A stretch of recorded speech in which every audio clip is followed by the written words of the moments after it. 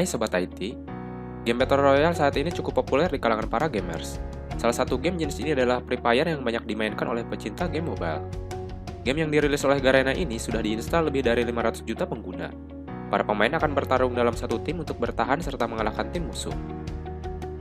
Tim yang berhasil mengalahkan seluruh anggota tim musuhlah yang akan memenangkan pertarungan. Free Fire juga memiliki keunikannya tersendiri, yaitu ketika memulai game, kamu tidak hanya bisa terjun menggunakan parasut, tetapi kamu juga bisa menggunakan selancar sehingga proses terjun jadi terlihat lebih keren. Sebelum lanjut ke videonya, dukung channel ini dengan cara subscribe dan nyalakan notifikasinya agar dapat menerima informasi terbaru lainnya. Untuk bermain game ini tidak perlu dengan HP yang spek yang tinggi. HP dengan spek yang bisa dibilang tentang pun bahkan mampu untuk menjalankannya. Berikut adalah persyaratan minimum untuk Android.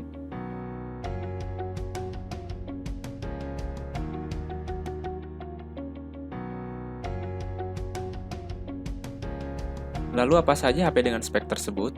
Berikut adalah ulasan videonya.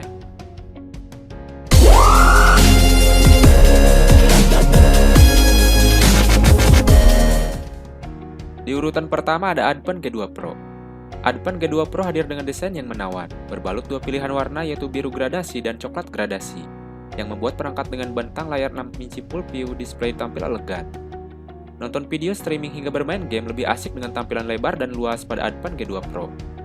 Bagi yang gemar memotret, tersedia dua kamera belakang. Konfigurasi kamera belakangnya adalah 13 megapiksel ditambah 2 megapiksel di mana untuk sensor kedua berfungsi sebagai efek bokeh. Selain itu, kamera depan beresolusi 5 megapiksel cocok bagi yang doyan foto selfie, serta live di jejaring sosial. Untuk bermain game dan menjalankan beragam aplikasi ringan dengan chipset octa-core Spectrum SC9832 tidak ada kendala berkat dukungan RAM 3GB dan ROM 32GB yang dapat ditambah dengan memori tambahan hingga 128GB. Dengan dual kamera yang ditawarkan, konsumen dapat bereksplorasi dalam hal fotografi. Fitur bokeh dapat digunakan menghasilkan hasil foto lebih hidup dan memiliki seni. Perangkat ini pun telah menjalankan sistem operasi Android Pie 9.0 dengan daya baterai 3200 mAh.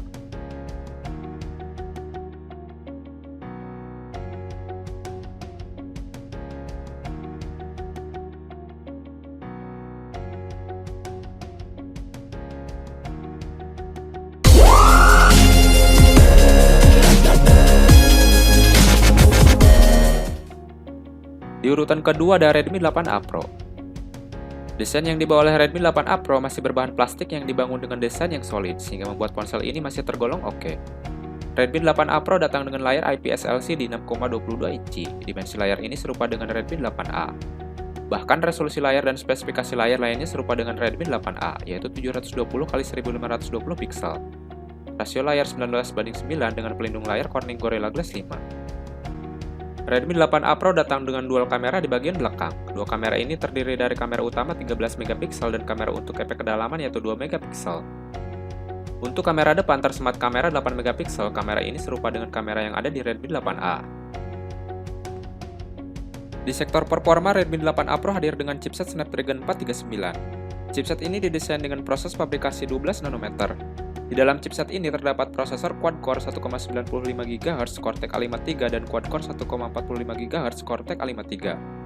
Untuk pengolah grafisnya tersemat Adreno 505. Dari sektor baterai, Redmi 8A Pro memiliki kapasitas baterai yang sama dengan Redmi 8A. Kapasitas baterai yang ditawarkan oleh ponsel ini adalah 5000 mAh dengan fitur fast charging 18 watt.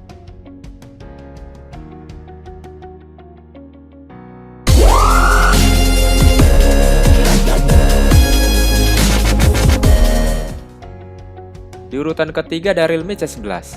Dari segi desain, Realme C11 jelas lebih besar dibandingkan dengan Realme C2. Dengan layar 6,5 inci 20:9, Realme C11 membawa bidang pandang yang lebih luas. Pada sektor kamera, Realme C11 memiliki 13 megapiksel kamera utama dengan sensor dan aperture besar, yaitu f2.2 yang cukup untuk menangkap cahaya dan membuat foto Anda lebih jelas dan cerah. Sementara kamera depannya berkekuatan 5 megapiksel, lengkap dengan mode AI Beauty, HDR, Panoramic View, dan Time Lapse. Di sektor performa, Realme C11 menghadirkan prosesor MediaTek Helio G35, yang merupakan prosesor terbaik untuk bermain game mobile. Prosesor 8 inti ini dibuat dengan pabrikasi 12 nanometer dan kecepatan 2,3 GHz, yang mengadopsi struktur Cortex A53, yang menjadikannya salah satu prosesor tercepat dan terbaru dalam kategorinya. Skor AnTuTu versi 8 yang didapat juga lebih baik, yaitu sekitar 100 ribuan lebih. Untuk urusan baterai, Realme C11 menggunakan kapasitas baterai yang sangat besar, yaitu 5000 mAh.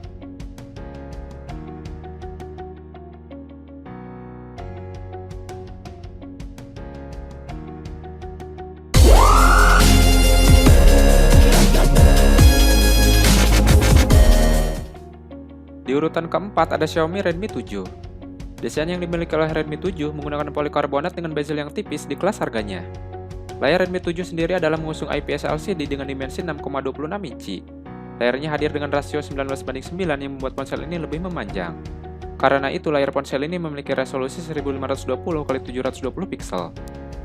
Di sektor fotografi, Redmi 7 memiliki kamera belakang dengan konfigurasi lensa 12 megapiksel ditambah 2 megapiksel disertai LED flash.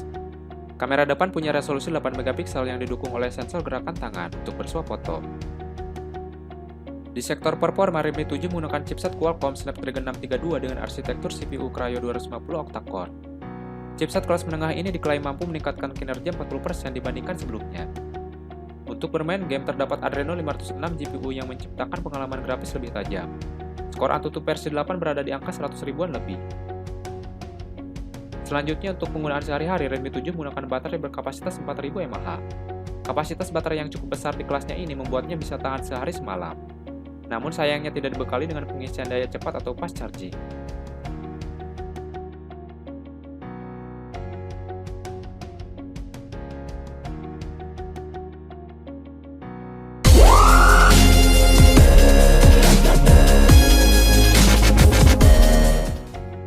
Di urutan kelima ada Samsung Galaxy M11.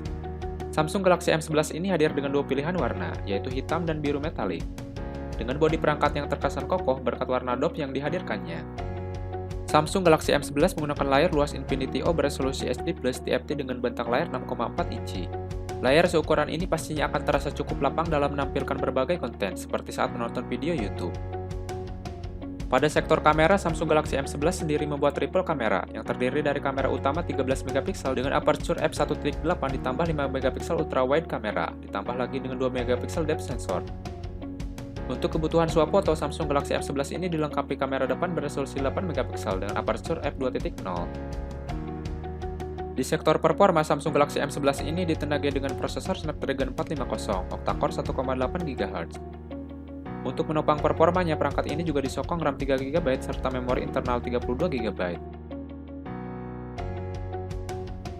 Seperti dari series Galaxy M lainnya, baterai dari Galaxy M11 ini memiliki kapasitas yang besar, yaitu 5000 mAh, dengan dukungan fast charging 15 watt.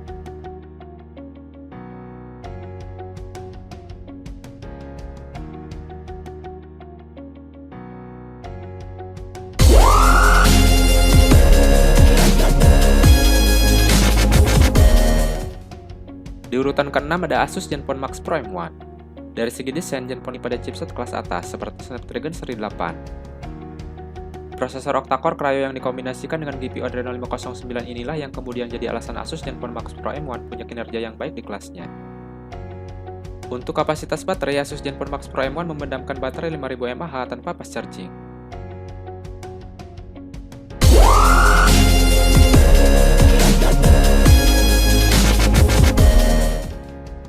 Di urutan ke-7 ada Realme C3.